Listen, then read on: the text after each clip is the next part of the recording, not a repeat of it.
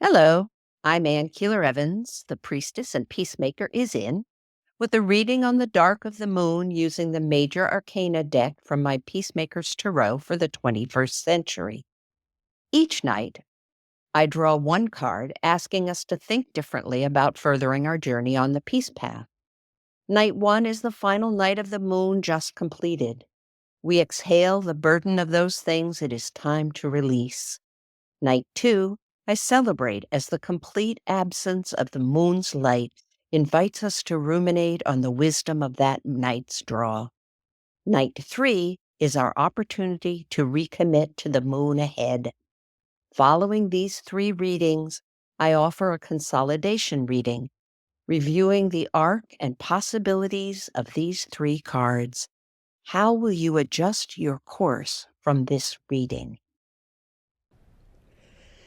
Hello, my dears. Here we are, a reading on the cusp. A cusp of a new moon, a cusp of a new year, a cusp where the year before went perhaps not how we would have liked it to go, a cusp where we're going to be the difference in how things go next.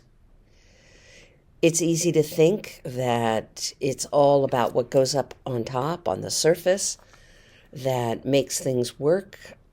I want to say to you how deeply I believe it's what we do here in our world, in our worlds, in our communities, that will give us the strength we need to keep going. And the first card we got this time was possibilities, and it was with relinquishing on the first night, which is actually first night of this dark moon, which is actually the last night of the starry moon, and it was possibilities. And it reminded us you don't grow while holding fast to what you already have.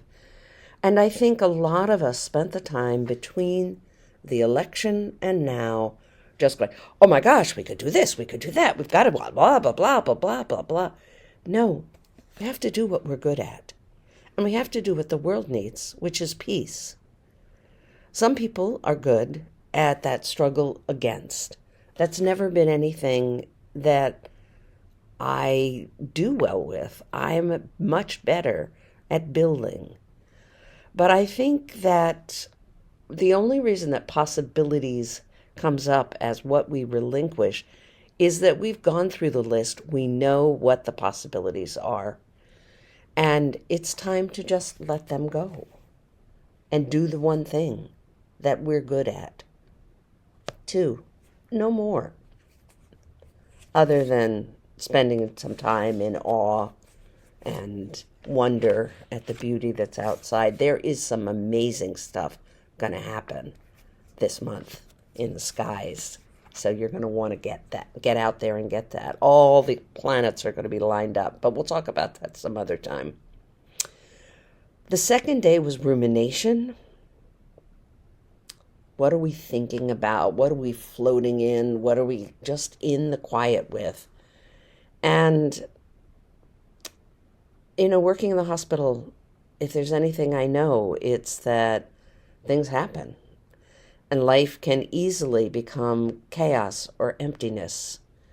And I believe that the emptiness is always what's behind the chaos. The chaos is a screen. The emptiness is the silence underneath, the recognition, the stark coming to truth. But in both chaos and silence and emptiness, we need to just pause. Let the chaos settle. Look for patterns, if there are any, in all of the glitter and detritus that lands on the ground. And so you sit still and look, and you sit still and listen. And eventually pattern emerges. Eventually a sound comes from the silence. It's amazing. And we lived with that. And then we came Hang on a sec. I haven't spoken yet today. I love those days when I go a long part of the day without really talking out loud. What we got as the invitation to begin this year, this new moon, which is the wolf moon, but is the moon of deciding really what we're doing. And this is a beginning again. The journey is from innocence to wisdom. We came to whatever wisdom we had in the last year, and now we begin again. What are we going to do, and what does wisdom have? It has safety and curiosity. So, secure your safety.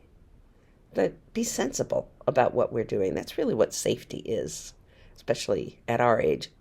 And then let's inch out into the curiosity and figure out who we are, how we contribute, and how we make this world better, safer, lovelier, more awe-filled, kinder. It's in us to change the world. It's in us to find those people with whom we'd like to work as we do that. So, happy new moon, happy new year, and I'll talk to you soon. Find out more about me at annkeelerevans.org. Support me at patreon.com, Ann Keeler Evans. Following the moon is a lovely way to measure and celebrate life's beauty and bounty. Please join me. Salam, shalom, peace, and blessed be.